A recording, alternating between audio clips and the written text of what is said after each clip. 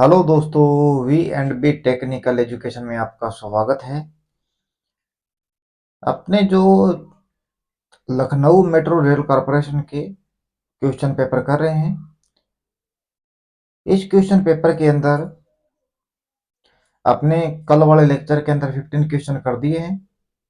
आज अपने स्टार्ट करेंगे 51 से, आगे 16 से। क्वेश्चन काफी लेंदी है इसके अंदर, तो अपने इसको थोड़े थोड़े क्वेश्चन करेंगे नॉर्मल में, जिससे कि आप पढ़ो तो आपको बेटर मिल सके। एक साथ ज़्यादा करने पर ओवर हो जाएगा सिस्टम, इसीलिए ये एग्जाम है 12 मई 2018 का। ओके, टाइप किया हुआ है तभी आपको इसलिए ऐसे दिखाई दे रहा है। तो अभी अपने चलते हैं क्वेश्चन नंबर 16 की ओर। 15 क्वेश्चन कर दिए थे अपने। 15 नंबर क्वेश्चन था फैराडे के नियम के अनुसार। करते हैं क्वेश्चन नंबर 16। किसी धातु सतह पर 8 एम्पियर प्रति सेमी स्क्वायर, 8 एम्पियर प्रति सेमी स्क्वायर के अंदर क्षेत्रफल बता रहा है, दोबारा 0.5 सेमी मोटी निकल की कोटिंग जमा होने के समय की गणना करें। निकल की कोटिंग चाहिए 0.05 सेंटीमीटर की। ओके, तो निकल का परमाणु भार है 59, गंतव्य है 9 ग्राम पर सेमी क्यूब का एक द्विसंयोजक धातु है। चांदी का परमाणु क्रमांक 108 है और विद्युत रासायनिक तुल्यांक 1.118 मिलीग्राम पर कूलम्ब है। तो अपने को ज्ञात करना है निकल की कोटिंग जमा होने में लगने वाला समय। तो अपने पास फॉर्मूला क्या रहता है? Michael Faraday is electrolysis first law के अनुसार कहते हैं कि जब किसी विद्युत अपघटन के अंदर से विद्युत धारा का मान प्रवाहित करवाते हैं, तो विद्युत धारा का मान प्रवाहित करवाते हैं तो आयन्स की सहंति जो अपने विद्युत धारा प्रवाहित करवाई जाती है, वो पदार्थ के एकत्रित द्रव्यमान के समानुपाती रहती है, यानी कि m समानुपाती ZIT, या अपने कहते हैं m समानुपाती ZQ। IT क्यों रहता है? IT कूलम्ब रहेगा और कूलम्ब भी कूलम्ब है, इसीलिए अपने फिर भी ये फॉर्मूला लिख लिया। तो सबसे पहले ज्ञात करते हैं अपने मास, द्रव्यमान। द्रव्यमान कितना होगा? तो अपने पास प्रति सेमी स्क्वायर के अंदर वैल्यू कितनी है? Semi square. तो लिखेंगे एक सेमी स्क्वायर के बारे में बताया अपने को, बताया नहीं भी 10 सेंटीमीटर वर्ग सेंटीमीटर में चाहिए या 20 वर्ग सेंटीमीटर में चाहिए, वैसा तो बताया नहीं। प्रति सेंटीमीटर बताया है और वैल्यू भी नहीं बताई, इसीलिए अपने 1 सेंटीमीटर मानेंगे। गुणा अर्थ की मोटाई कितनी रखनी है? सब वैल्यू सेमी के अंदर है, इसीलिए अपने लिख रही है। अर्थ की मोटाई है 0.05 सेंटीमीटर और डेंसिटी क्या है? 9 ग्राम पर सेमी क्यूब। अभी ये भी वैल्यू सेमी क्यूब के अंदर है, तो अपने को कोई प्रॉब्लम नहीं होने वाली। ओके, 9 कर दिया। ये पॉइंट के बाद में दो संख्या है तो नीचे 2 जीरो लगा देंगे। ये 9 5 45, 45 अपॉन में 100, तो वैल्यू आएगी अपने पास 0.45। क्या है? मास, द्रव्यमान है। ओके, ये क्वेश्चन आप देख लेना यूट्यूब के ऊपर। पहली बात तो है ये एग्जाम पेपर मिलेगा ही नहीं, मिलेगा तो ये क्वेश्चन सॉल्यूशन करवाया हुआ नहीं मिलेगा। ओके दोस्तों, अपने करें इसको। अभी अपने पास क्या है? अब सेकंड लॉ के अनुसार देखें तो जब Michael Faraday electrolysis second law के अनुसार, जब विद्युत किसी दो पृथक पृथक विद्युत अपघटन के अंदर से विद्युत धारा प्रवाहित करवाते हैं, तो उन आयंस के सहती जो अपने विद्युत धारा प्रवाहित करवाते हैं, वो पदार्थ के परमाणु भार के समानुपाती रहता है, जो इलेक्ट्रोकेमिकल इक्विवेलेंट्स रहता है।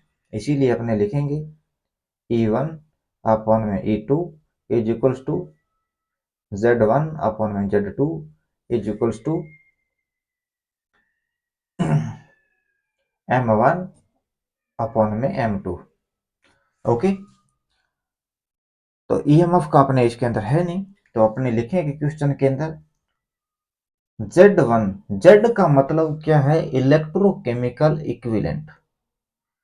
तो इलेक्ट्रोकेमिकल इक्विवेलेंट सबसे पहले देखते हैं निकल का। तो निकल का इलेक्ट्रोकेमिकल इक्विवेलेंट्स अपने को ज्ञात करना है। क्या करना है? ज्ञात करना है।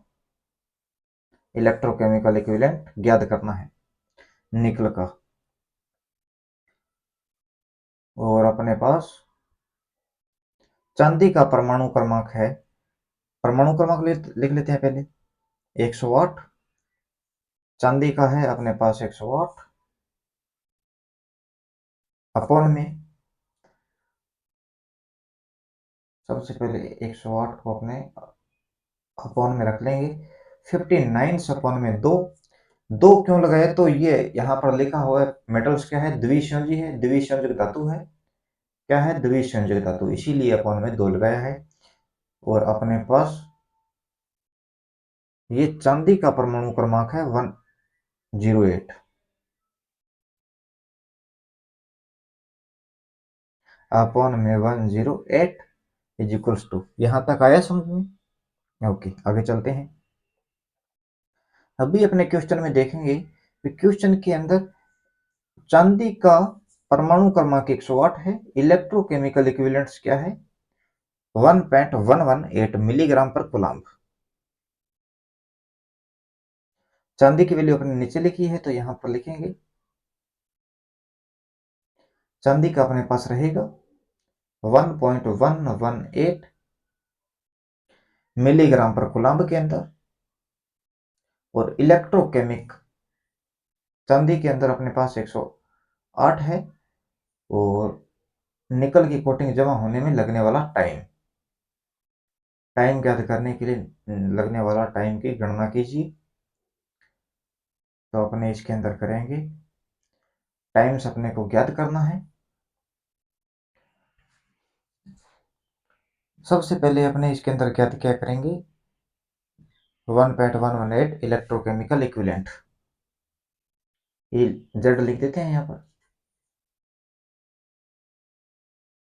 Z1। ओके, तो अभी अपने वैल्यू याद करेंगे 59 अपॉन में दो, तो ये हो जाएगा 59, 28 तो 56, 29, 58, 29.5 गुणा 1.118 अपॉन में 108।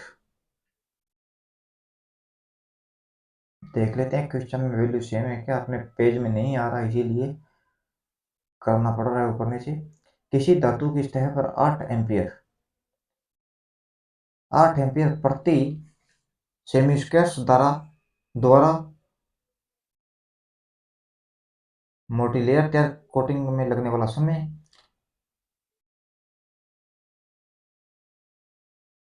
ओके, इस वैल्यू को ज्ञात करते हैं कैलकुलेटर से। मल्टीप्लाई आप करो खुद से, मैं करूंगा यहाँ पर कैलकुलेटर से।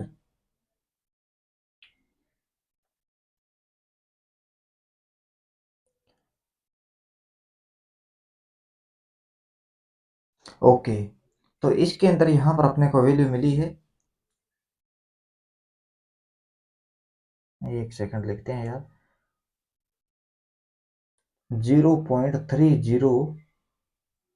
आगे क्या है? 59 अपन में 29.5 गुणा 1.118 118 is equals to divide by 108।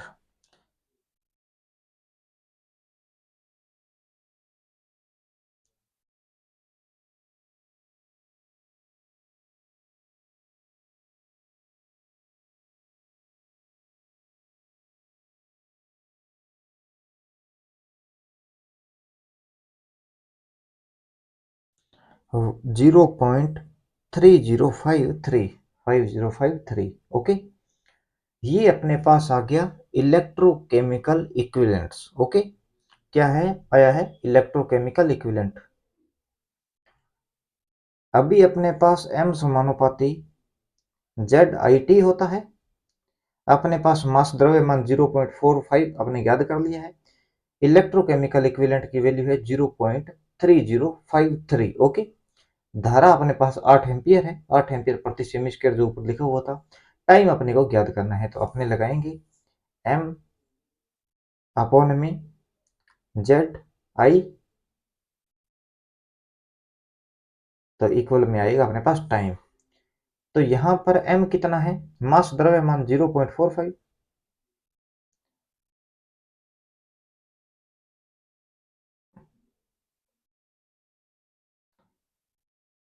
45 upon में जेड आई कितना है, जेड की वैल्यू है 0.3053,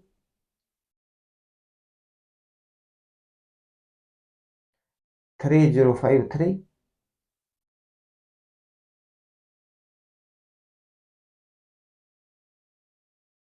3053 मान लेना है। यहाँ पे ये डेटा डिलीट हो रहा है, पता नहीं क्या प्रॉब्लम है। यहाँ पर लिखते हैं 0.45 अपॉन में 0.3053 गुणा धारा है अपने पास 8 एम्पियर। सोल्यूशन करो इसका।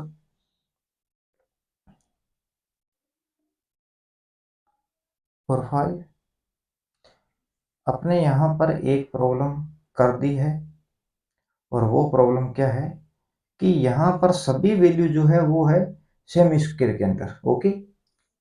यहाँ पर ये धार क्षेत्रफल बताया, मोटी लेयर बताई सेमी स्क्वायर के अंदर, और यहाँ पर इलेक्ट्रोकेमिकल जो है मिलीग्राम के अंदर है। इसे मिलीग्राम का, मिली का मतलब है 10 की पावर -2, और सेंटी का मतलब है 10 की पावर -2। तो अभी अपने पास पॉइंट ये डिस्प्लेस्ड होकर आ जाएगा यहाँ पर आगे, यानी कि 0.118। ओके, ध्यान नहीं दिया पहले यार, सॉरी उसके लिए। तो अभी अपने पास इसके अंदर वैल्यू क्या आएगी, दोबारा से कैलकुलेशन करो इसको।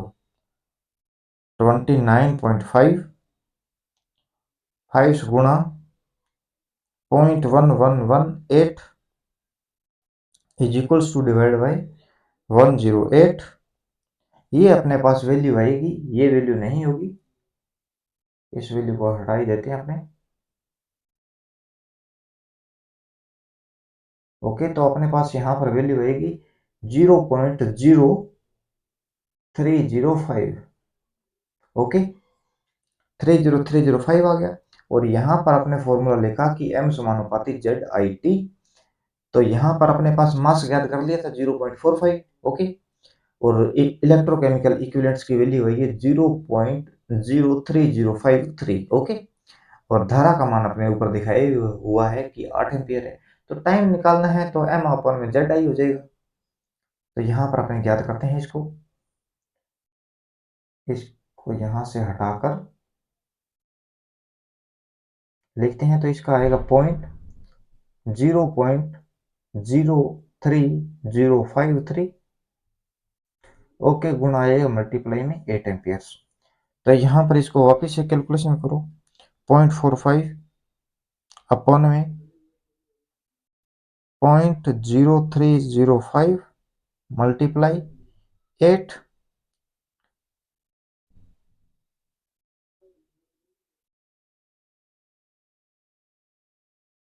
और धारा अपने पास जो है एम्पियर्स के अंदर है।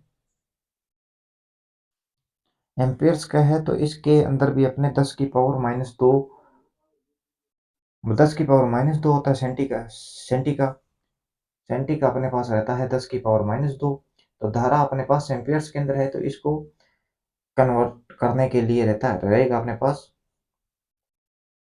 पॉइंट है अपॉन में 0.0305 गुणा 10.08, 0.03053 गुणा 0.08। तो अपने पास वैल्यू आएगी 184.42 सेकंड। इसके अंदर जो m समानुपाती जेड आई टी रहता है, टी जो जो अपने पास होता है, इसकी टाइम ये ना तो घंटे में होता ना दिन में होता, ये होता है सेकंड्स के अंदर। ओके, ना हावर्स में लेंगे अपने, करेंगे ओनली सिर्फ सेकंड्स के अंदर। अभी इस क्वेश्चन आपको कंप्लीटली सोल्यूशन समझ में आ गया होगा, काफी लेंथी सवाल है आईटी बेस पर अपने बात करें तो। अब देखते हैं इस पूरे क्वेश्चन को। तो किसी धातु सतह पर 8 एम्पियर प्रति सेमी स्क्वायर धारा, ये गंतव्य दिखा रहा है। गंतव्य क्या मतलब, एक सेमी स्क्वायर प्रति सेमी, मतलब अपने उस सेमी की वैल्यू नहीं बताई भी 10 सेमी स्क्वायर रहेगा 20 सेमी स्क्वायर रहेगा, अपने प्रति तो अपने एक ही सेमी मानेंगे। ओके, इसीलिए अपने लिया एक। और धारा द्वारा 0.05 सेमी मोटी निकल की कोटिंग जमा होने में समय की गणना करो। और यहाँ पर अपने मोटी लेयर बता दी कितनी लेयर लगनी चाहिए, तो ये लेयर को लिखा 0.05। और घनत्व क्या है 9 ग्राम पर सेमी क्यूब। क्यूब आयतन में आ गया वॉल्यूम में, तो इसको सबको मल्टीप्लाई करेंगे। यहाँ पर पॉइंट लगा हुआ, पॉइंट को हटाने के लिए अपॉन में 16 कर दिया। ओके, 45 अपॉन में 100, तो इसकी वैल्यू आई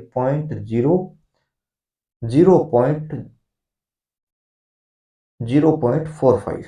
ओके, ये अपने पास क्या है, ये अपने पास है मास, द्रव्यमान। ओके, द्रव्यमान अपने पास ज्ञात है और फॉर्मूला था m समानुपाती ZIT।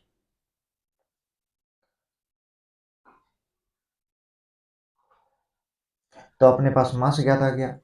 इलेक्ट्रोकेमिकल इक्विवेलेंट्स नहीं है, धारा भी है, समय ज्ञात करना है। तो भी अपने पास इलेक्ट्रोकेमिकल इक्विवेलेंट्स ज्ञात करना है।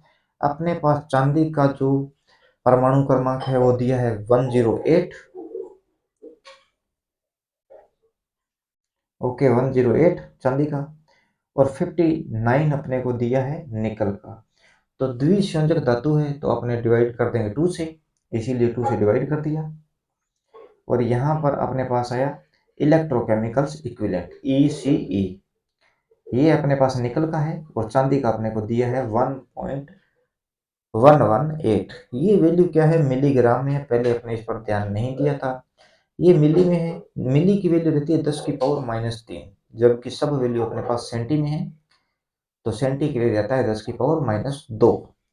तो यहाँ पर ये पॉइंट डिस्प्लेसमेंट होके यहाँ पर आ जाएगा। ओके, तो ये पॉइंट अपने यहाँ से नॉर्मली छोटा सा हटाएंगे।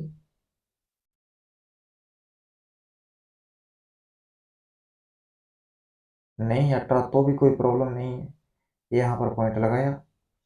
अब 29.5 गुणा 0.1118 अपॉन में 108 से डिवाइड कर देंगे, तो अपने पास ये वैल्यू आएगी इलेक्ट्रोकेमिकल इक्विवेलेंट्स, वो भी किसका, निकल का, 0.03053। ओके, और 5 तक लिखे, 3 भी था आगे। अभी अपने देखते हैं इसके अंदर, इस नियम के अनुसार अपने को m मिल गया, मास द्रव्यमान ज्ञात किया तो 0.45। इलेक्ट्रोकेमिकल इक्विवेलेंट्स भी अपने ज्ञात कर लिया, क्या था 0.03053। धारा का मान क्या है, 8 एम्पियर है अपने पास। आई पर टी अपने को ज्ञात करना है, टी किस में रहता है, सेकंड्स के अंदर। तो भी अपने पास इसका सोल्यूशन हो गया। भी अपने को धारा ज्ञात करनी है, धारा ज्ञात करने के लिए अपने पास फॉर्मूला रहता है, अपने पास समय ज्ञात करना है, समय के लिए अपने मास अपॉन में जेड आई कर देंगे। इसीलिए यहाँ पर अपने किया, वे मास अपने पास जो था वो 0.45 था। निकल के लिए इलेक्ट्रोकेमिकल इक्विवेलेंट्स 0.03053। अब धारा थी जो वो थी एम्पियर्स के अंदर, उसको अपने करना है सेंटी के अंदर। सभी वैल्यू सेंटी के अंदर की है। मिलीग्राम जो अपने पास ये था, चांदी का इलेक्ट्रोकेमिकल इक्विवेलेंट क्या वैल्यू थी 1.118, ये था मिली के अंदर, अपने इसको वापिस सेंटी में करना है, तो सेंटी के लिए हो जाएगा 0.1118। ओके, अब धारा को चेंज किया तो धारा के लिए आएगा 0.08। इन दोनों को मल्टीप्लाई करके 0.45 से डिवाइड करेंगे तो अपने को मिलेगा 184.42। ओके, तो ये अपने पास टाइम लगेगा, इसीलिए इस क्वेश्चन का आंसर रहेगा,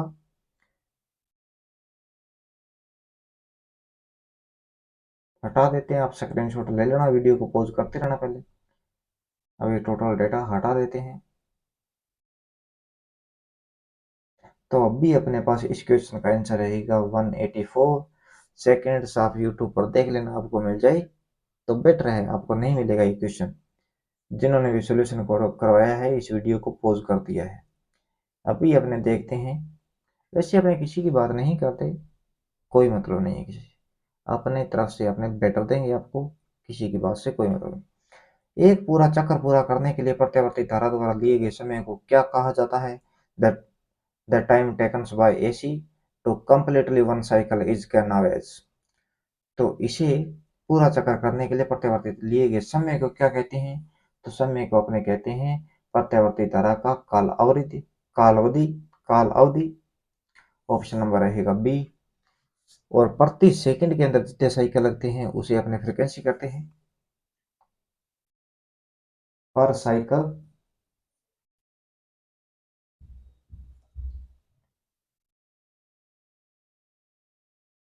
पर सेकंड्स नंबर्स ऑफ साइकिल को फ्रीक्वेंसी कहेंगे। फ्रीक्वेंसी की यूनिट रहती है हर्ट्ज। ओके। और आवृत्ति रहती है फ्रीक्वेंसी। फ्रीक्वेंसी की होती है, फ्रीक्वेंसी को लिखेंगे हर्ट्ज के अंदर। ये आपने बता दिया कि प्रति सेकंड जो चक्रों की संख्या रहती है उसे फ्रीक्वेंसी कहेंगे। और एंगुलर वेलोसिटी अपने कहते हैं ओमेगा को, और ओमेगा रहता है 2 पाई एफ, और इसे कहते हैं रेडियन पर सेकंड्स के अंदर। ओके। कोई डाउट क्वेश्चन में शायद नहीं होगा। ये अपने क्वेश्चन में कह रहा है कि एक चक्र पूरा करने के लिए प्रत्यावर्ती धारा के लिए उस समय को क्या कहा जाता है? तो उस समय को कहते हैं अपने पीरियोडिक टाइम। इसके लिए फॉर्मूला रहता है फ्रीक्वेंसी अपॉन में 1/टी। ये फ्रीक्वेंसी के इन्वर्सली प्रोपोर्शनल रहता है। फ्रीक्वेंसी बढ़ेगी तो जो टाइम रहता है पीरियोडिक टाइम उसका मान कम होगा, पीरियोडिक टाइम बढ़ेगा तो फ्रीक्वेंसी की वैल्यू कम होगी। ओके। Question number 18।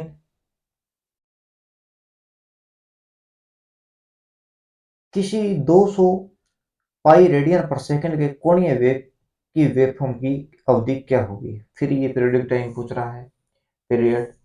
तो अभी आपको बताया कि जो फ्रीक्वेंसी रहती है, फ्रीक्वेंसी इज इक्वल टू 1/टी। जो अपने पास रहता है टी, ये पीरियोडिक टाइम रहता है, फ्रीक्वेंसी के इनवर्सली प्रोपोर्शनल रहता है। ओके।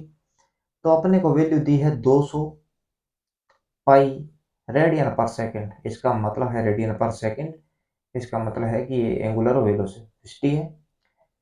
एंगुलर वेलोसिटी तो इसको फ्रीक्वेंसी में फॉर्मूला होता है इसके लिए omega is equal to 2 pi F.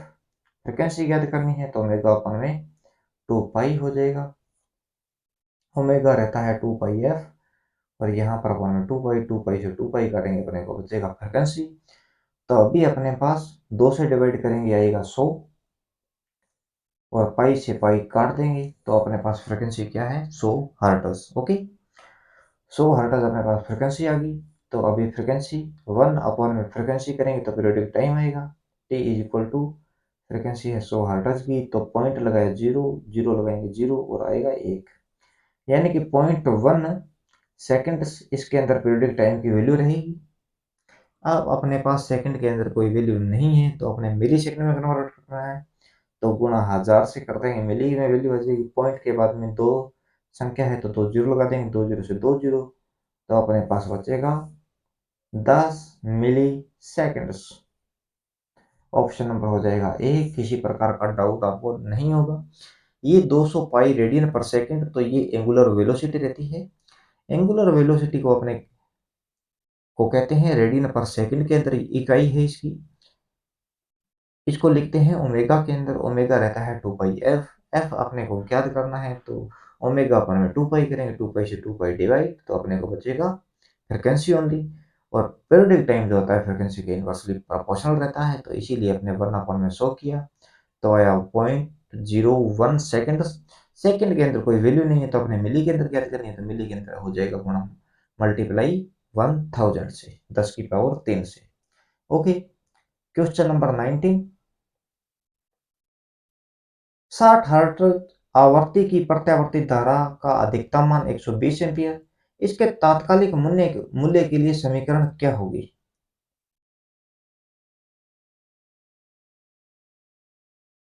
तो अपने को टाइम तो बताए, अच्छा समीकरण पूछ रहा है ओनली सिर्फ। अपने पास वोल्टेज के लिए समीकरण लिखें तो V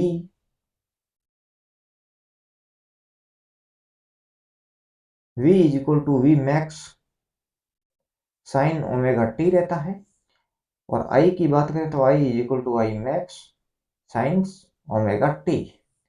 अभी अपने पास वो अधिकतम वैल्यू दे दी, ये साइन के साथ में जो वैल्यू लिखी जाती है इसका मान हमेशा पीक रहता है, क्रेस्ट भी कह सकते हैं, अधिकतम से अधिकतम भी कह सकते हैं। ओके, तो अपने पास वो जो धारा का मान है ये 120 एम्पियर, लिखेंगे साइन ओमेगा क्या रहता है, ओमेगा पिछला क्वेश्चन किया, ओमेगा को कहते हैं 2 पाई एफ, इकाई है इसकी रेडियंस पर सेकेंड, एंगुलर वेलोसिटी। ओके, तो अपने पास फ्रिक्वेंसी है 60 हर्ट्ज, 60 को 2 से गुणा करेंगे तो क्या आएगा 120, तो इसे लिख सकते हैं 120 पाई, और समय अपने को दिया नहीं है तो टी लिख देंगे। इस इक्वेशन के हिसाब से अपने पास आंसर बन रहा है 120 साइन। यहाँ पर तो ये क्वेश्चन 60 है, मतलब 2 से मल्टीप्लाई होने के बाद भी 60 है, अपने पास फ्रिक्वेंसी ही 60 हर्ट्ज है, तो ओमेगा रहता है 2 पाई एफ, फ्रिक्वेंसी अपने पास है 60 हर्ट्ज, 2 से मल्टीप्लाई करेंगे 120 हो जाएगा, पाई को पाई लिख देंगे, तो आंसर नंबर हो जाएगा अपने पास डी। मैक्सिमम वैल्यू 120 आएगी, साइन का मान लिखा 2 पाई एफ, फ्रिक्वेंसी 60 और 2 से मल्टीप्लाई किया 120 गुणा टी। ओके, ऑप्शन नंबर हो जाएगा अपने पास डी। क्वेश्चन नंबर देखते हैं,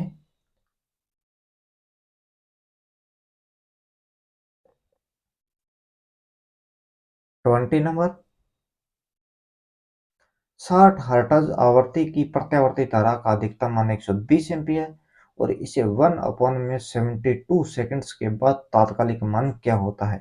तात्कालिक मान वो मान रहता है किसी भी समय साइन वेव के अंदर, अपने बात करें तो किसी साइन वेव हो, स्क्वायर हो, शॉर्ट हो, तो हाफ वेव रेक्टिफाइड वेव हो, उसकी कोई बात नहीं है, लेकिन किसी भी समय लिया गया जो मान रहता है वो इंस्टेंटेनियस वैल्यू अधिकतम मान रहता है। ओके, तो अभी अपने देखते हैं इसके अंदर 120 है वैल्यू अधिकतम मान, तो अपने पास फॉर्मूला क्या था, v अभी धारा का मान ही है, सेम पिछला क्वेश्चन है, I is equals to I max sine omega T, या आपने लिखे I is equals to I max, value same ही लिख रहा हूँ लेकिन ओमेगा जो है उसको डिवाइड करके लिख रहे हैं ओमेगा टी।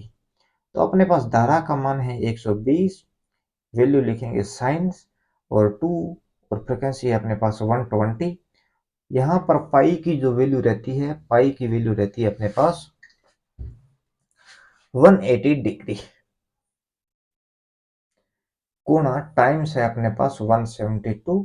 ओके, तो 0 से 0 करेंगे, 18 और अपने पास आएगा 4, और यहाँ 4 से डिवाइड करेंगे 3, 30, और साइन 30 का मान रहता है कोस 60 के इक्वल, और कोस 60 का मान होता है 0.5, या आप ऐसे विचलन हो रहा है तो आप देखना साइन 30 की जो वैल्यू रहती है वो होती है 0.5, 1/2 रहता है, तो साइन 30 का मान रहेगा 0.5 और 120 गुणा 0.5, तो ये वैल्यू अपने को मिलेगी 60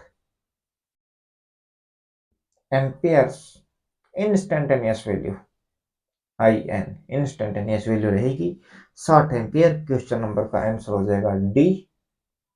कोई डाउट शायद ही रहा हो, आई मैक्स मतलब अधिकतम मान, साइन का मान साइन रहेगा, 2 पाई एफ, 2 गुना फ्रिक्वेंसी किया अपने 60 गुना 2, तो हो गया 120, पाई का मान रहता है 180 डिग्री, और टी अपने को दिया हुआ है 170, अपने को अब मान याद करना है ओनली सिर्फ धारा का। तो अपने सबसे पहले इसको सोल्यूशन करेंगे, सोल्यूशन के अंदर आपने लिखा है इसके अंदर कि 180, 0 से 0 डिवाइड किया, 18 का भाग दिया 4 बार, और 4 से काटा 120 को तो आया 30, और साइन 30 का मान रहता है 0.5 गुणा 120 करेंगे तो अपने को वैल्यू मिलेगी 60 एम्पियर्स, वो भी इंस्टेंटेनियस वैल्यू, किसी निश्चित समय के ऊपर पूछ रहा है तो वो वैल्यू रहती है इंस्टेंटेनियस वैल्यू। ऑप्शन नंबर रहेगा डी। करते हैं 21, एक तरंग के तात्कालिक वोल्टेज वी टी का मान है 200 sine A T. A T नहीं है भाई, टाइपिंग में कोई मिस्टेक हुआ है, यहाँ पर देखा है omega T plus 100 sine 3 omega T plus 50 sine 5 omega T voltage. यदि यह एक हॉट वायर वोल्टमीटर के साथ मापा जाता है तो पाठ्यांक क्या होगा। आपको सभी मीटर्स के बारे में बता देता हूँ। अपने पास पीएमएमसी मीटर है और ये अल्टरनेटिंग करंट है, तो पीएमएमसी मीटर अपने को जीरो वोल्टेज दिखाएगा। रीजन क्या है, क्योंकि जो पीएमएमसी मीटर होता है ये हमेशा औसत मान को मापता है और प्रत्यावर्ती धारा के पूर्ण साइकिल पॉजिटिव और नेगेटिव दोनों साइकिल मिलाकर देखें तो आउटपुट जीरो वोल्ट रहता है। जीरो वोल्टेज माने या धारा माने। ओके, अगर अपने मूविंग आयरन के द्वारा मेजरमेंट करें या हॉट वायर के द्वारा मेजरमेंट करें, दोनों ही आरएमएस वैल्यू को शो करते हैं। रूट मीन स्क्वायर्स, वर्गमूल मान। तो आप याद करो, आपको फॉर्मूला बताता हूँ मैं। इसके लिए फॉर्मूला रहता है अपने पास अंडर रूट, अपने पास इस टाइम डीसी धारा नहीं है, फिर भी आपको डीसी के बारे में बता देता हूँ, कई बार क्वेश्चन में आ जाता है। तो आई वोल्टेज है तो वोल्टेज लिख देंगे, वी डीसी सेक्वायर्स प्लस ब्रैकेट में लिखेंगे वी मैक्स अपॉन में अंडर रूट 2 का सेक्वायर्स, और ये प्लस में इन्फिनिटी काल तक चलो आ सकते हैं अपने। और डीसी का जो मान है इसको भी इन्फिनाइट टाइम तक लगा के अपने किसी एक वैल्यू निश्चित वैल्यू को ज्ञात कर सकते हैं। ओके, तो अभी अपने पास आई वी डी सी अपने को नहीं दिया है, तो अपने ओनली सिर्फ वी मैक्स अपॉन में अंडर रूट 2 या आरएमएस वैल्यू अपने को ज्ञात करनी है। तो अब अपने वी मैक्स अपॉन में अंडर रूट 2 करो या वी मैक्स गुणा 0.707 से मल्टीप्लाई करो, वैल्यू अपने को सेम ही मिलने वाली है। तो ज्ञात करो आप। जल ग्रहण कर लेता हूँ।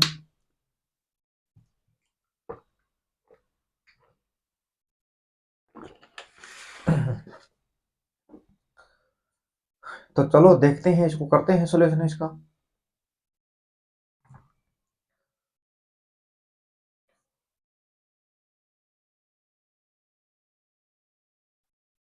तो अंडर रूट लगाया आपने, अपने पास वी मैक्स कितना है 200 है, इसे मल्टीप्लाई करें 0.707, तो 70 70 140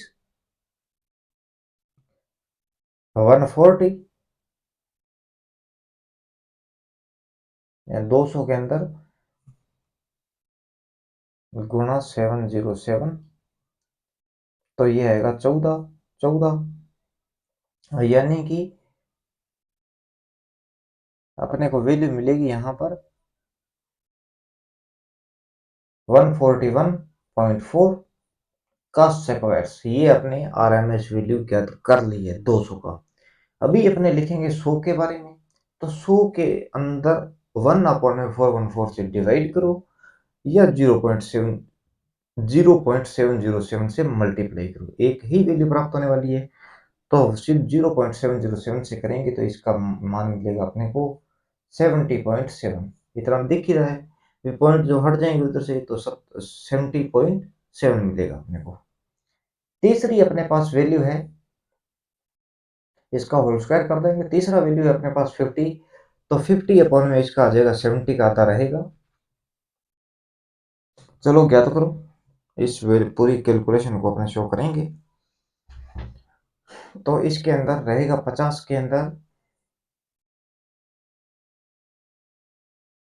ये पीएमसी वाला आपने नोट कर लिया होगा शायद, इसको हटा देते हैं अभी।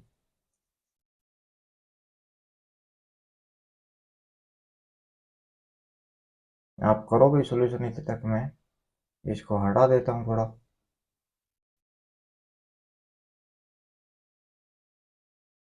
ओके, तो यहाँ पर 50 गुणा 707 से एक बार पॉइंट को हटा देते हैं, सीधा मल्टीप्लाई करते हैं तो 50 का भी जीरो रख देंगे, तो यहाँ पर 5 से करेंगे मल्टीप्लाई, 35 3 आया 3 35.30 हुई, अपने को वैल्यू मिलेगी 35.35 का होल स्क्वायर्स।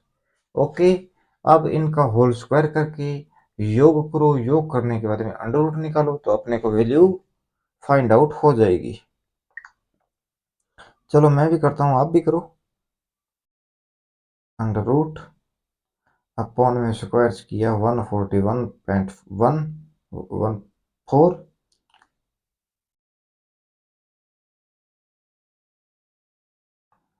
प्लस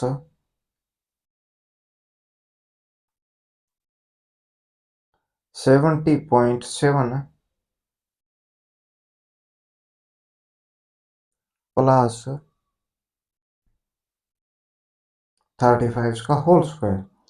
तो ये अपने को मिल रहा है 161.99। ये अपने को वैल्यू मिल रही है 161.99।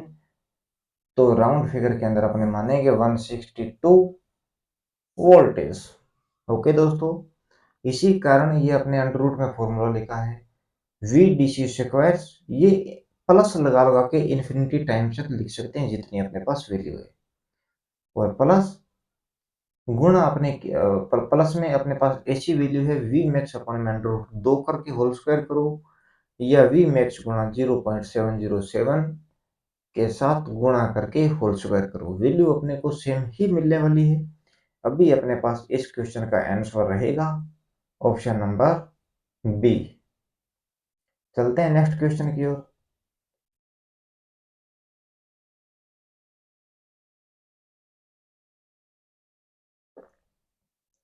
22 नंबर क्वेश्चन है अपने पास।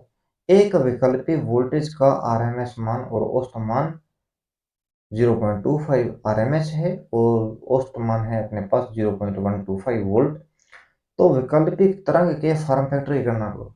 वैसे अपने फॉर्म फैक्टर से कौन सी वेवफॉर्म है इसको डिफाइन करते हैं। फॉर्म फैक्टर पूर्णांक से पता चलता है भी अपने पास वेवफॉर्म कौन सी है। अभी अपने फॉर्म फैक्टर की वैल्यू ज्ञात करके अपने बताएंगे कि ये कौन सी यानी कि वेव थी। ओके, तो अपने पास फॉर्म फैक्टर जो ज्ञात करने का रहता है ये होता है आरएमएस वैल्यूज अपॉन में average value. Okay, RMS value है 0.25, औसत औसत मान है अपने पास 0.125। इसको सरल करने के लिए यहाँ पर पॉइंट के बाद में तीन संख्या है तो 3 जीरो लगा देंगे, और यहाँ पर 2 संख्या है तो 2 जीरो लगा देंगे। 2 जीरो से 2 जीरो, यानी कि 250 अपॉन में 125, तो ये अपने पास आया 2। तो ये अपने पास है हाफ वेव या हाफ रेक्टिफाइड वेव भी कह सकते हैं। ओके, ऑप्शन नंबर होगा बी। अभी आपको वेवफॉर्म के बारे में थोड़ा सा बता देता हूँ मैं डीपली।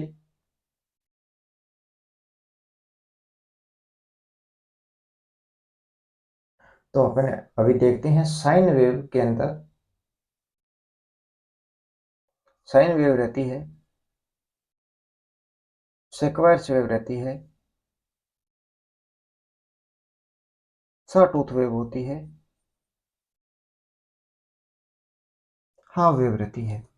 साइन वेव की बात करें तो साइन वेव के अंदर आरएमएस जो मान रहता है ऊपर लिख देता हूँ चलो। आरएमएस वैल्यू 0.707 रहती है, और जो औसत मान होता है वो होता है 0.637। ओके, और फार्म फैक्टर भी अपने ज्ञात किया तो फार्म फैक्टर रहता है आरएमएस अपॉन में औसत मान का अनुपात। तो साइन वेव के अंदर 1.11 रहता है, और पीक फैक्टर की बात करें तो ये रहता है 1.414। Okay, 1 second, 1.414। स्क्वायर वेव के अंदर आरएमएस वैल्यू हो, एवरेज वैल्यू हो, फॉर्म फैक्टर हो और पीक फैक्टर हो, सबका मान इकाई ही है। लिख देते हैं इकाई इकाई। ओके, सॉटूथ वेव के अंदर बात करें अपने तो इसके अंदर जो आरएमएस वैल्यूज रहती है उसका मान होता है 0.577, औसत मान 0.501, फॉर्म फैक्टर 1.15 और पीक फैक्टर अपने पास होता है 1.732 या अंडर रूट 3। ओके, लिखते हैं वैल्यू। आरएमएस 0.577, और अपने पास रहता है औसत मान रहता है 0.501, और फॉर्म फैक्टर 1.15 और पीक फैक्टर 1.732, या इसको अंडर रूट 3 भी लिख सकते हैं। अंडर रूट 3 का ही मान है 1.732। हाफ वेव की बात करें तो इसके अंदर आरएमएस जो वैल्यू होती है ये होती है 0.5 और अपने पास औसत मान होता है 0.318 और फॉर्म फैक्टर होता है 1.57 और पीक फैक्टर होता है 2। तो अपने पास इसीलिए कहा था। अच्छा, उसके अंदर फॉर्म फैक्टर की वैल्यू आई थी शायद तक 2। अपने हाफ वेव रेक्टिफायर वेव इसीलिए कहा था कि उसके अंदर मैंने 2 सोच लिया था फॉर्म फैक्टर, लेकिन यहाँ पर फॉर्म फैक्टर का जो मान आया है 2। तो अपने जो साइन वेव रहती है, स्क्वायर रहती है, शॉटूथ रहती है और हाफ वेव रहती है, तो इनके अंदर फॉर्म फैक्टर का मान 2 है ही नहीं। साइन वेव के अंदर 1.11, स्क्वायर के अंदर 1 रहेगा और जो अपने पास शॉटूथ वेव रहती है उसके अंदर फॉर्म फैक्टर की वैल्यू रहती है 1.15 और जो पीक फैक्टर होता जो अपने पास हाफ वेव रहती है या हाफ वेव रेक्टिफाइड वेव भी कह देते हैं, तो इसके अंदर रहता है 1.57। ओके, ये रहता है अनुपात आरएमएस अपॉन में औसत मान का अनुपात। क्वेश्चन नंबर करते हैं 23 नंबर। किसी नाभिक में स्थिरता से जुड़े कर्षण शक्ति इलेक्ट्रॉनों को किस रूप में जाना जाता है? The valence electron that are very loosely attached to the nucleus are कैनावेल्स। ओके, तो इसके अंदर क्या होते हैं, जो कर्षण शक्ति इलेक्ट्रॉनों को किस रूप में जाना जाता है, तो उसे मुक्त इलेक्ट्रॉनों के रूप में कहते हैं। बिल्कुल बेसिक सा क्वेश्चन आया है। इनमूवेबल इलेक्ट्रॉन तो ऐसा कुछ नहीं रहता, नॉन कंडक्टिव इलेक्ट्रॉन ऐसा ही कुछ नहीं होता, होल रहता है अपने पास। जो सेमीकंडक्टर मेटेरियल होते हैं उनके अंदर पी टाइप की जो अशुद्धि मिलाने से मेजॉरिटी कैरियर्स के अंदर अपने पास मिलता है होल, क्योंकि उसके अंदर ट्रिवेलेंट अशुद्धि मिलाई जाती है। ट्रिवेलेंट अशुद्धि के कारण लिख देता हूं यहाँ पर ट्रिवेलेंट डोपन किया जाता है। ट्रिवेलेंट का मतलब है कि उनके वैलेंस जो वैलेंस बैंड आउटर ऑर्बिट या लोअर ऑर्बिट की बात करें तो वो वैलेंस बैंड को ही अदर अदर ये नाम है, अलग अलग नाम है। इसीलिए लोअर क्लास के अंदर जो अपने पास वैलेंस बैंड रहता है उसके अंदर 3 इलेक्ट्रॉन रहते हैं। सेमीकंडक्टर में रहते हैं जर्मेनियम, सिलिकॉन, गैलियम आर्सेनाइड। तो इनकी आउटर जो कक्षा रहती है उसके अंदर 4 इलेक्ट्रॉन होते हैं। तो 4 का सहसंयोजी बैंड बनने में एक होल के रूप में बच जाता है। इसीलिए मेजॉरिटी कैरियर होते हैं और ये एक्सेप्टर माने जाते हैं, इलेक्ट्रॉनों को ग्रहण करते हैं। ओके, तो अभी अपने पास इस क्वेश्चन का आंसर रहेगा B, free electrons. Question number 24। किसी धातु पर आने वाले प्रकाश ऊर्जा धातु के भीतर मुक्त इलेक्ट्रॉनों के लिए उन्हें सतह छोड़ने में सक्षम बनाती है। इसको किस प्रकार वर्गीकृत किया जाता है? The energy of light falling upon the metal surface transfer to the free electrons within the metals of enable that in the living of surface is classified as। किसके रूप में कहते हैं? तो प्रकाश की बात हो रही है तो फोटो इलेक्ट्रिक एमिशंस रहता है। ओके, जो अपने पास ये सोलर सेल रहते हैं, सोलर सेल के द्वारा सोलर सेल की बात करें तो इनको सिलिकॉन के द्वारा अगर अपने बनाते हैं तो एफिशिएंसी रहती है 12%। ओके, अगर इसे गैलियम आर्सेनाइड के द्वारा बनाते हैं तो इसकी एफिशिएंसी रहती है 25%। और नॉर्मली सीधा अगर फोटो इलेक्ट्रिकल वाले के पूछे तो उसके अंदर एफिशिएंसी रहती है 18 से 23%। सभी आप याद कर लेना, सिलिकॉन के अंदर 12%, गैलियम आर्सेनाइड के अंदर 25 और सीधा फोटो सेल के बारे में पूछे तो अपने पास 18 से 23% एफिशिएंसी की वैल्यू रहती है। Okay, question number 25। 1 सेकेंड।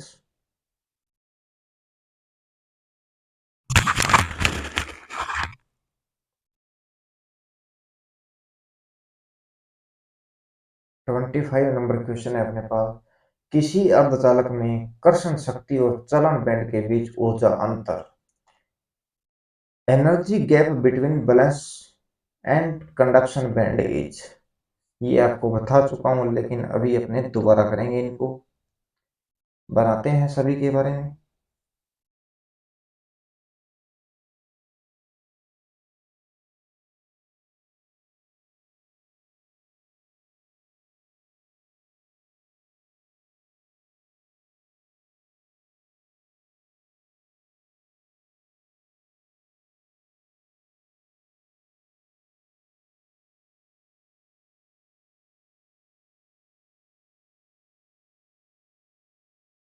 तो अपने कंडक्टर, सेमीकंडक्टर और इंसुलेट के लिए सब के लिए बना के आपको दिखाएंगे और किसके अंदर कितनी वैल्यू रहती है इसको भी एज ए डिफाइन करेंगे।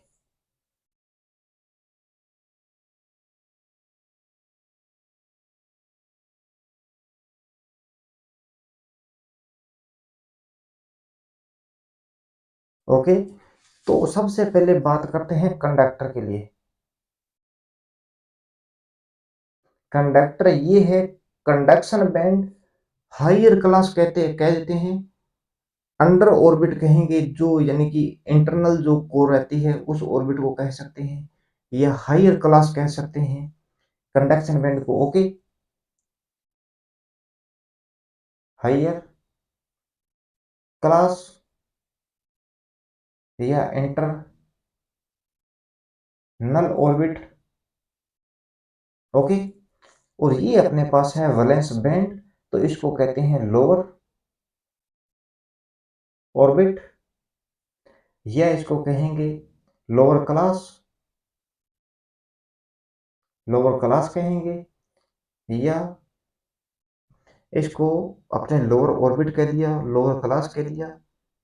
ओके, तो यहाँ पर जो बीच में ये गैप रहता है ये होता है forbidden energy gap, energy gap ऊर्जा अंतराल। ओके, तो ये कंडक्टर मटेरियल के अंदर कंडक्शन बैंड और वैलेंस बैंड एक दूसरे को ओवरलैपिंग की कंडीशन में रहते हैं।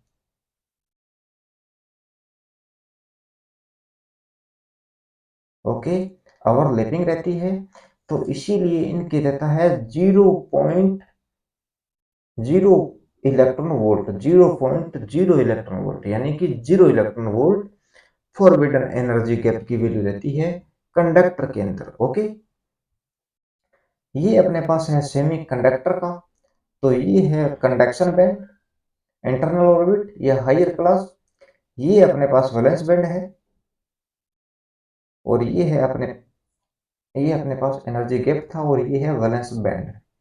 वैलेंस बैंड मतलब लोअर ऑर्बिट या लोअर क्लास कह सकते हैं अपने, या एक्सटर्नल क्लास, बाहरी जो कक्षाएं रहती है वो इसके अंदर वैलेंस बैंड के अंदर आती है, लो लेवल क्लास कहते हैं। तो इनके बीच में रहता है 1 इलेक्ट्रॉन वोल्ट का फॉरबिडन एनर्जी गैप ऊर्जा अंतराल। याद कर लेना, वेरी मोस्ट इंपॉर्टेंट है ये है अपने पास इंसुलेटर का। ओके, ये है कंडक्शन बैंड और ये है वैलेंस बैंड, इसके बीच में एक दूसरे को ओवरलैपिंग क्या बहुत काफी दूर ये एक दूसरे से स्थानांतरित रहते हैं, दूर रहते हैं। तो इनके अंदर रहता है 5 इलेक्ट्रॉन वोल्ट, और डायमंड किसी भी हालात के अंदर इलेक्ट्रिक एनर्जी को कंडक्शन नहीं करता, क्योंकि उसके अंदर ऊर्जा अंतराल इंसुलेटर से भी हाई रहता है। डायमंड के अंदर, डायमंड की बात करें तो डायमंड के अंदर रहता है 6 electron volt forbidden energy gap या ऊर्जा अंतराल। कंडक्टर के अंदर बताया जो कंडक्शन बैंड होता है ये इसे हायर क्लास या इंटरनल ऑर्बिट क्लास कह सकते हैं, और वैलेंस बैंड को कहेंगे lower orbit class, lower orbit या लोअर क्लास कह सकते हैं, या आउटर क्लास अपने कह देते हैं जो बाहरी राउंड्स के अंदर रहती है। अब इसके अंदर फॉरबिडन एनर्जी गैप रहता है 0 इलेक्ट्रॉन वोल्ट का, सेमी कंडक्टर के अंदर 1 इलेक्ट्रॉन वोल्ट, और इंसुलेटर के अंदर 5 इलेक्ट्रॉन वोल्ट, और डायमंड के अंदर 6 इलेक्ट्रॉन वोल्ट। मतलब डायमंड इलेक्ट्रिसिटी को किसी भी कंडीशन में कंडक्शन नहीं करता है। ओके, ऑप्शन नंबर रहेगा अपने पास डी, 1 इलेक्ट्रॉन वोल्ट, ये अपने पास कंडक्टर का है। ओके, ओवरलैपिंग कंडीशन ये कंडक्टर की ही कंडीशन है, 100 इलेक्ट्रॉन वोल्ट तो किसी के अंदर मौजूद होता ही नहीं है, पहली बात है। क्वेश्चन नंबर करते हैं 26 नंबर अपने पास। निम्नलिखित परिपथ के संबंध में सही कथन चुने, choose the correct statement with respect to the following circuits. अब यहाँ पर ये परिपथ बताया गया है, जब ये अपने इसको अपन नॉर्मल पीएन जंक्शन माने, तो नॉर्मल पीएन जंक्शन ही है, इस डायग्राम को देख के तो पता लग रहा है। अगर डायग्राम की बात करें तो टनल जो डायोड रहता है टनल्स डायोड की बात करें तो इसका डायग्राम रहता है कुछ ऐसा अंदर की ओर। ओके, और ये फॉरवर्ड बायस के अंदर ऑपरेट होता है, plus minus forward bias. Okay, बात करें शॉर्ट की, डायोड्स की, तो इसके अंदर ये रहेगा एस के बनते यहां पर बनेगा ये सिंबल, और ये माइनस प्लस, तो ये रिवर्स बायस में ऑपरेट किया जाता है। शॉर्ट की डायोड जो होता है इसके अंदर पीएन जंक्शन नहीं होता, इसके अंदर पीएन जंक्शन तो होता है लेकिन मेटल और एक साइड एन सेमीकंडक्टर्स का जंक्शन रहता है। ओके, तो ये इसके अंदर हाई फ्रिक्वेंसी पर ऑपरेशन कर सकता है, 300 मेगाहर्ट्ज फ्रिक्वेंसी तक को रेक्टिफिकेशन करता है। ओके, टनल डायोड होगा और पीएन जंक्शन का सिंबल बना ही हुआ है। जिनर डायोड की बात कर लेते हैं। जिनर डायोड तो जिनर डायोड के लिए रहता है, जेड के समान सिंबल बनेगा यहाँ पर। ओके, माइनस प्लस, और जिनर डायोड भी रिवर्स बायस में यूज में लिया जाता है। ये वोल्टेज रेगुलेटर के रूप में यूज करता है। इसकी जो करंट फ्लोइंग कैपेसिटी रहती है मैक्सिमम 2.5 एम्पियर्स ही रहती है, ये याद रखना, ये आपको कहीं नहीं मिलेगा, 2.5 एम्पियर्स। ओके, जिनर डायोड के बाद में बात करते हैं वरेक्टर डायोड। वरेक्टर डायोड का सिंबल रहेगा माइनस प्लस। ये वरेक्टर डायोड नॉर्मल पीएन जंक्शन की भांति व्यवहार करने के साथ साथ ये कैपेसिटेंस का भी गुण रखता है। ओके, और कैपेसिटेंस के अंदर अगर अपने पास बात आ गई, क्या पेपर लगेगा इंसुलेशन डाइलेक्ट्रिक के रूप में? नहीं, इसके अंदर SiO2 सिलिकॉन ऑक्साइड लगता है, ये याद रखना, क्वेश्चन आ सकता है SiO2 डाई इलेक्ट्रिकल के रूप में। ओके, और ये हाई वोल्टेज पर अपने को देता है, हाई वोल्टेज पर देगा लो कैपेसिटेंस, और लो वोल्टेज पर देगा हाई कैपेसिटेंस। ओके, ये चीज याद रखना, मोस्ट इंपॉर्टेंट। अब अपने देखते हैं क्वेश्चन की ओर।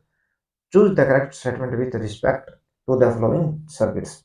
इसके अंदर क्या है कि जब D1 ऑन होगा तो D2 ऑफ रहेगा, D2 ऑन होगा तो D1 ऑफ रहेगा। D1 is on, D2 is of, D1 तो अपने पास ऑप्शन ए हो जाएगा। अच्छा, इस कंडीशन में पूछ रहा है तो धारा की कंडीशन ये है, तो D1 ऑन है अपने पास और D2 ऑफ है। ऑप्शन नंबर ए बिल्कुल करेक्ट रहेगा, क्योंकि धारा की वैल्यू ये दर्शा रखी है, और ये नॉर्मल पीएन जंक्शन होने के कारण ये प्लस टर्मिनल्स है, ये प्लस टर्मिनल्स है, ये माइनस है और ये माइनस है। ओके, तो D1 ऑन होगा और D2 ऑफ रहेगा अपने पास। क्वेश्चन नंबर चलते हैं 27। 27 नंबर क्वेश्चन है अपने पास, डायोड जिसमें नकारात्मक प्रतिरोध क्षेत्र होता है। क्वेश्चन काफी लेंदी है दोस्तों, आपको पूरा डीपली से कवर करवा रहा हूँ।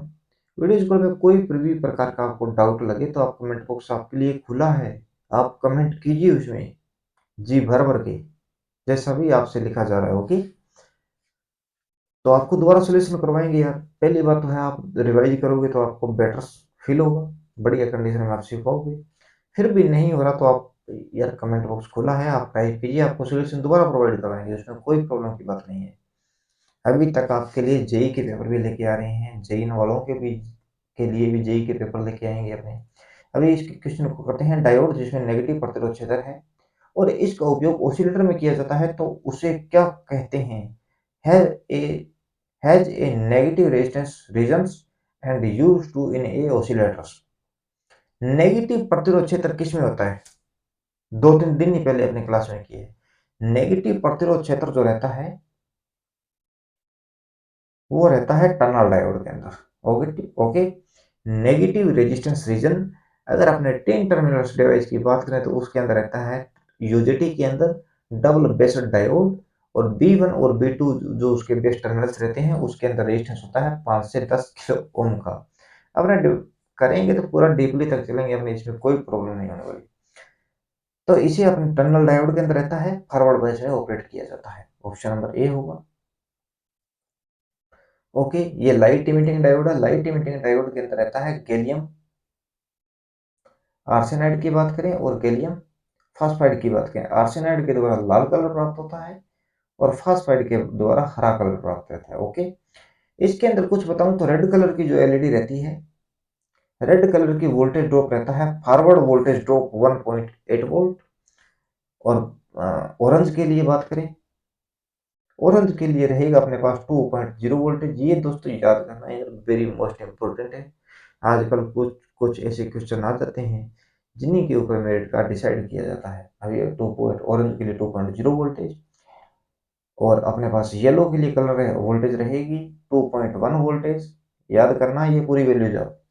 येलो के बाद में अब आएगा ग्रीन, तो ग्रीन के लिए रहेगा 2.2 voltage. White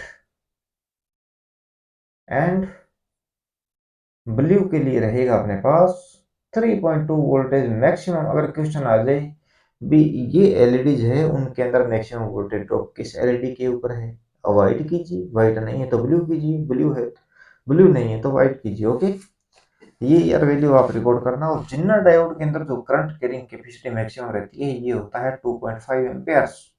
okay, photo diode होता है, ये भी रिवर्स बायस में ऑपरेट किया जाता है। इसमें क्या सर्पिल, जो इसके अंदर जो मेटल्स रहता है वो रहता है आर। आर कोड है, बताया मैंने आपको। आर आपको क्या होता है, कोड बताया है, और आपको कोड करवाए थे एक दो क्लास पहले, स्टार्टिंग से ही 2-3 बार करवा दिया यार मैंने। आर का कोड रहता है, ए के लिए जर्मेनियम, बी के लिए सिलिकॉन, और सी के लिए गैलियम आर्सेनाइड, और डी के लिए गैलियम फास्फाइड, और आर के लिए रहता है कैडमियम सल्फाइड, CDS। क्या रहेगा, CDS। ओके, तो यहां पर अपने पास है CDS। तो इसके लिए सर्पिला का, अब जैसे अपने ये कोई मेटल की लिली प्लेट, बिल्कुल बारीक लिया जाता है, इससे कोई हीटर जितना बड़ा नहीं होता, बिल्कुल छोटे छोटे आकार साइज में रहता है। तो इसको सर्पिलाकार आकृति के अंदर काटा जाता है इस तरह से। आपने, आप फोटो डायोड को सर्च मार के देखना, आपको उसके ऊपर मिलेंगे ये सिंबल। जो ओरिजिनल व्यू मिलेगा उसके अंदर सर्पिला आकार आकृति के अंदर दिखाया जाता है। और इन दोनों प्लेटों को काट दिया, अब इनको जोड़ेंगे कैडमियम सल्फाइड के द्वारा, और इसके ऊपर प्रकाश पड़ने से इलेक्ट्रॉनों का उत्सर्जन करता है। Okay, question number 27, option number ए। 29 नंबर क्वेश्चन अपने पास, एक सामान्य तार कनेक्शन में धारा परिवर्तन 0.9, करंट एम्पलीफिकेशन के लिए अपने अल्फा यूज में लेते हैं। उत्सर्जन धारा अपने पास 1 मिली एम्पीयर है, तो बेस धारा का मान ज्ञात कीजिए।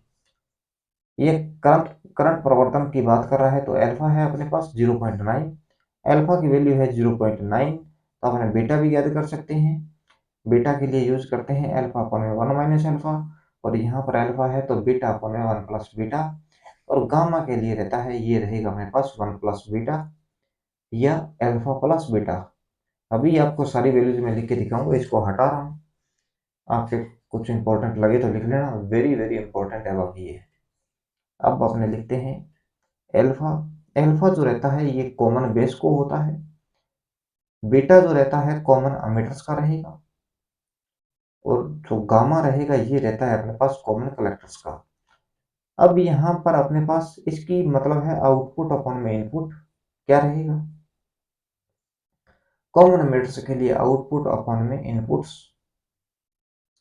कॉमन कलेक्टर के लिए आउटपुट अपॉन में इनपुट।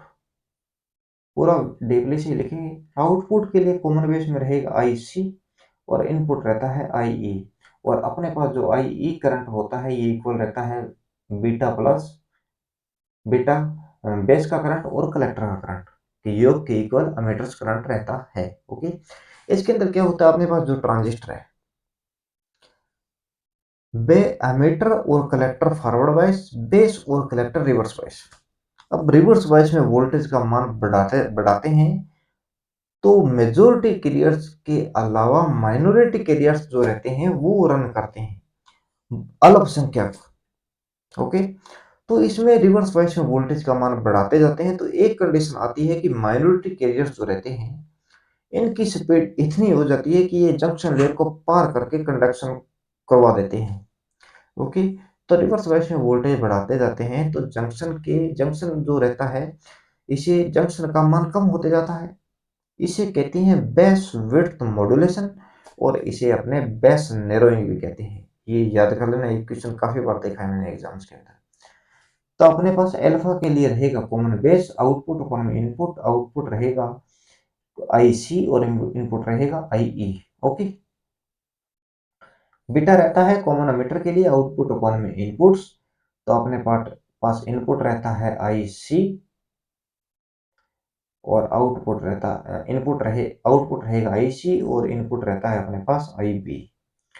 और कलेक्टर्स के लिए बात करें तो इसके लिए रहेगा output IE is equal to IB। Okay, तो यहाँ पर आपने लिख सकते हैं कि बीटा अपॉन में 1 प्लस बीटा, बीटा दिया हुआ है तो अल्फा, बीटा अपने को ज्ञात करना है तो अल्फा अपॉन में 1 माइनस अल्फा, और यहाँ पर 1 प्लस बीटा या अल्फा प्लस बीटा। जो अल्फा की वैल्यू रहती है ये अप्रोक्सीमेटली यूनिटी के आसपास रहती है। ओके, यूनिटी के आसपास रहती है। अभी अपने को ज्ञात करना है अल्फा, अल्फा का मान दिया है 0.9, उत्सर्जन करंट, और अपने को उत्सर्जन करंट 1 मिली एम्पियर, तो बेस धारा का मान ज्ञात कीजिए। ये फॉर्मूले आप लिख लो दोस्तों, स्क्रीन शॉट ले लो या वीडियो पॉज करके लिख लो, मैं इसको हटाने जा रहा हूं। अभी अपने देखते हैं इसके अंदर alpha is equals to common base is equals to, आपने लिखेंगे आउटपुट अपने देंगे IC, इनपुट देंगे अपने IE, अल्फा का मान 0.9 इज इक्वल्स टू IC अपने को ज्ञात करना है और IE का मान है 1 मिली एम्पियर्स। ओके, तो IC को भेजेंगे 0.9 के स्थान पर, तो ये हो जाएगा 0.9 गुणा 1, 0.9 गुणा 1, तो यहाँ पर अपने को वैल्यू मिलेगी 0.9। ओके, कोई प्रॉब्लम तो नहीं की शायद तक? ओके, आगे चलते हैं। 0.9 आ गया अपने पास, 1/0.9, ये अपने पास कलेक्टर करंट है। अमीटर्स करंट के अंदर से कलेक्टर करंट का काट देंगे तो भी अपने को बेस करंट मिल जाएगा। या अपने और भी वैल्यू है, अल्फा का मान किससे बीटा का मान ज्ञात करो, बीटा इज इक्वल टू रहता है आउटपुट अपॉन में इनपुट, तो आउटपुट अमीटर जो अमीटर्स रहता है इसके अंदर आएगा IC अपॉन में IB, तो IC की अपने वैल्यू ज्ञात कर ली 0.9 और IB की वैल्यू ज्ञात करने के लिए अपने को अमीटर्स जो अपने बीटा का मान है वो भेज देंगे IB के स्थान पर और IB की वैल्यू अपने वैसे ज्ञात कर लेंगे। तो अभी अपने देखते हैं 1 मिली एम्पियर, तो मिली एम्पियर को लिखेंगे 0.001 मिली एम्पियर, ये आ गया। अपने इसके अंदर से माइनस करेंगे कलेक्टर करंट है 0.9, तो इसका मान है 0.009। ओके, तो यहाँ पर ये जाएगा तो यहाँ पर हो जाएगा 9, तो 9 में से 9 गया आ गया अपने पास, 10 में से 9 गई बचेगा 1, और यहाँ पर 0 0 0 पॉइंट, तो ये अपने को मिलेगा 0.1 milli amperes. Option number A is equal to right. कैसे आया, एक बार दोबारा रिवाइज करवा देता हूँ। तो ये अपने पास है पावर सेमीकंडक्टर डिवाइसेस के अंदर से, तो अभी अपने पास क्या है, वो आपको फॉर्मूले लिखा दी अल्फा बीटा गामा के। अब आपने सीधा ही क्वेश्चन करेंगे, अल्फा इज इक्वल टू अपने मानेंगे कॉमन बेस को, बेस का मान रहता है आउटपुट अपन में इनपुट लिखेंगे। ये आपको समझाने के लिए जितनी बार आप पढ़ोगे उतना ही ज्यादा याद रहेगा। और अपने पास वैसे पहली बात है डाउट क्लियर होना चाहिए, डाउट ना क्लियर तो आपको टाइप करना यार, आपको प्रोवाइड करवाएंगे दोबारा बढ़िया क्वेश्चंस। आउटपुट अपन में इनपुट, आउटपुट अपने पास रहेगा IC और इनपुट रहेगा अपने पास IE। IE का मान दिया है अपने को 1 मिली एम्पियर, तो मिली को अपने पास नॉर्मल वैल्यू में कन्वर्ट करने के लिए 10 की पावर -3 रहता है मिली का मान, और 10 की पावर 3 से कर देंगे डिवाइड, तो अपने पास आएगा 0.001। ऊपर अपने पास कलेक्टर का मान है और इधर अपने पास अल्फा दिया हुआ है 0.9। तो इसको यहाँ पर भेजेंगे तो अपने पास आएगा 0.9 गुणा 0.001। तो यहाँ पर पॉइंट के बजाय 9 है तो अपने 10 लगा देंगे, और यहाँ पर 3 संख्या है तो 1000 लगा देंगे। यहाँ पर अपने पास आएगा 9 अपॉन में 10,000, 10,000। तो अपने को वैल्यू मिलेगी 0.0, यहाँ पर लिख लें, पॉइंट के बाद में 4 संख्याएं, 0.0009। इसको मिली में लिखेंगे तो 0.9 मिली एम्पियर हो जाएगा।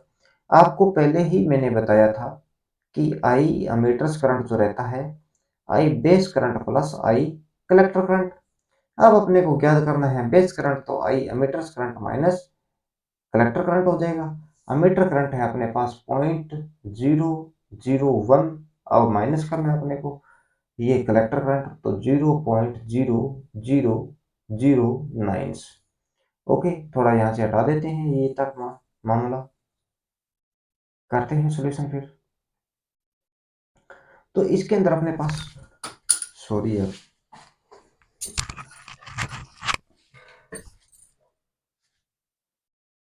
तो अपने पास आ गया 0.001 माइनस करेंगे अपने 0.0009, तो यहाँ पर 0 लगाएंगे, ये जाएगा इसके स्थान पर, तो यहाँ पर हो जाएगा 10, 10 में से 9 के बचेगा 1, यहाँ पर 0, 0 से 0 गया 0, और यहाँ 0 से 0, 0 से 0 और लगेगा पॉइंट। तो ये अपने पास वैल्यू है नॉर्मल, यानी कि जो बेस करंट है वो 0.0001।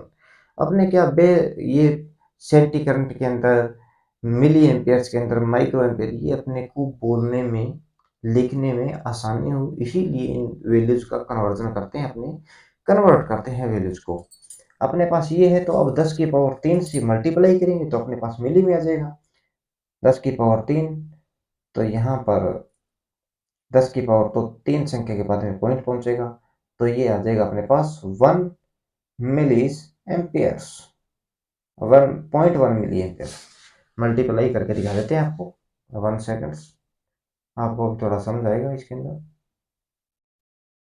करना क्या है, 10 की पावर 3 से मल्टीप्लाई करना है, तो 10 की पावर 3 से अपने करेंगे, और अपॉन में क्या है, पॉइंट के बाद 4 संख्या, तो पॉइंट के बाद 4 जीरो लगा देते हैं, 3 जीरो है यहाँ पर, 3 जीरो से 3 जीरो, तो अपॉन में हो जाता 10, तो 1 अपॉन में 10 करेंगे तो अपने पास आएगा 0.1 milli amperes, option number A. Okay, अभी भी कोई डाउट हो दोबारा करवा दिया, आप दोबारा रिवाइज करोगे तो आप करोगे 4 बार इसका रिविजन। तो क्वेश्चन करते हैं 29।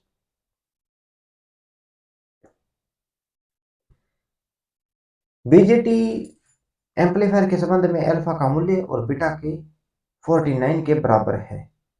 तो अपने को वैल्यू बतानी है अल्फा की। अभी आपको अल्फा बीटा गामा क्लियर किया है, अल्फा है अपने पास, अल्फा की वैल्यू दी हुई है, तो अपने करेंगे बीटा अपने 1 प्लस बीटा। अपने पास बीटा है तो अपने करेंगे अल्फा अपने 1 माइनस अल्फा। गामा है तो करेंगे 1 प्लस बीटा।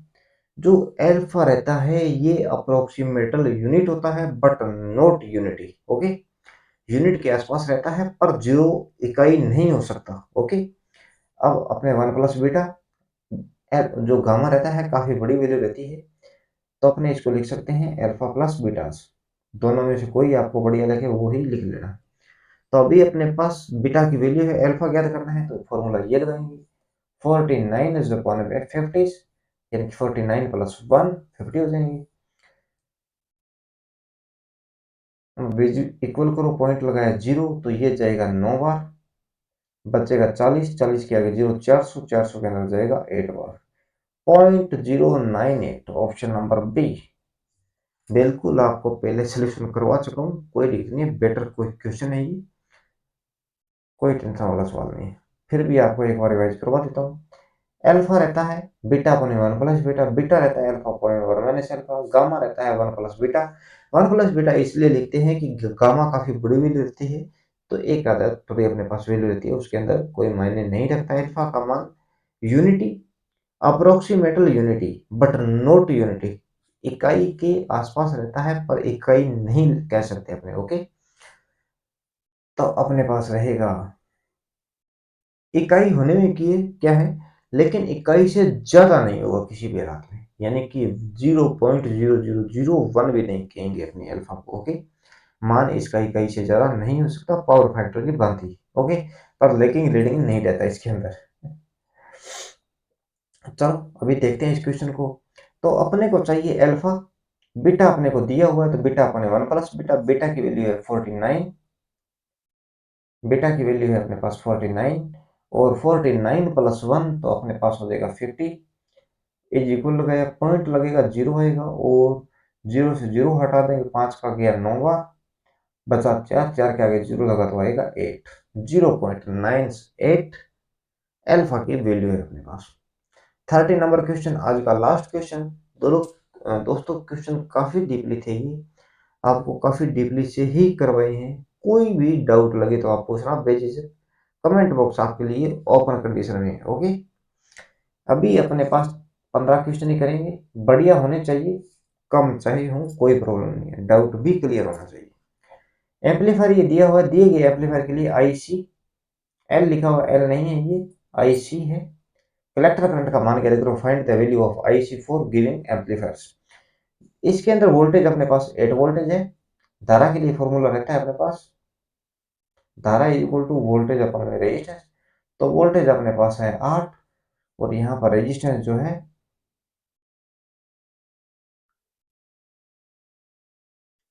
यहाँ पर इस जो रेजिस्टेंस है अपने पास, ये 8 एक बार नहीं लगाएंगे, ये तो 8 वोल्टेज सोर्सेज है, ये वोल्टेज यहाँ पर होते हुए सिलिकॉन ट्रांजिस्टर, तो इसके अंदर forward voltage drop 0.7, germanium transistor 0.3 voltage रहेगा फॉरवर्ड वोल्टेज ड्रॉप, तो इसीलिए अपने पास ये वोल्टेज नहीं लेनी है। ये अपने कह रहा है कि इस रेजिस्टेंस के ऊपर वोल्टेज है 0.5, और रेजिस्टेंस की वैल्यू है 800, तो पॉइंट हटाएंगे तो नीचे 10 लगेगा, अब आएगा अपने पास 5 अपन में 8000 इज इक्वल्स टू, पॉइंट लगेगा 0, 0 लगेगा 0, ये अपने यहाँ पर नीचे लिख लेते हैं, और ये पॉइंट हटा देते हैं, इज इक्वल्स टू 5, तो अपने पास लिखा ही हुआ है, इक्वल में सीधी वैल्यू लिखते हैं, equal is equal to, point लगा 0 लगाएंगे, 0 लगा 0 लगाएंगे, 0 लगाएंगे 0 लगाएंगे, 0 लगाएंगे तो 0 लगाएंगे। अभी अपने पास 3 जीरो से 3 जीरो काट दी, 8 का भाग गया 6 से, 8 6 48, 2 बचा, तो 2 के अंदर आएगा लगभग 3 बार, 0.00063। ओके, 0.00063 आएगा अपने पास। तो इसको मिली में सभी वैल्यू अपने पास मिली के अंदर है, तो मिली के अंदर वैल्यू रहती है 10⁻³ अभी अभी अपने 10⁻+3 से मल्टीप्लाई कर देंगे, 10⁻³ 1 अपन में 1000, तो अभी अपने इसको 10⁻³ से मल्टीप्लाई करेंगे, और वैल्यू आएगी अपने पास मिली के अंदर। मिली को वापस करने के लिए 1000 से डिवाइड करेंगे 10⁻³ से। ओके, और पॉइंट के बाद में संख्या है यहाँ पर 5, तो 5 जीरो लगाएंगे। ओके, 10⁻³ है, तो 10⁻³ से 3 जीरो कट जाएगी, और यहाँ पर 2 संख्या बची, यानी कि 2 संख्या के बाद है point, 0.63 मिलीज Ampere's. Approximately option number ए रहेगा अपने पास। ज़्यादा अपने डीपली से क्वेश्चन ये जो भाग है वो नहीं दिया, नॉर्मल कंडीशन में देखा है तो अपने पास 0.63 एम्पेयर्स आ गया। तो दोस्तों आज के दिन में ओनली सिर्फ 15 क्वेश्चन ही करेंगे, लेकिन बेटर किए हैं। कोई भी डाउट हो तो आप यार कमेंट बॉक्स में टाइप करो, आपके लिए कमेंट बॉक्स ओपन कंडीशन में है। ओके, टेक केयर भाई, साथ में यार वीडियोस को लाइक भी कीजिए, शेयर कीजिए, फ्रेंड्स के पास शेयर कीजिए। ओके, तो मिलते हैं नेक्स्ट लेक्चर में, टेक केयर, बाय।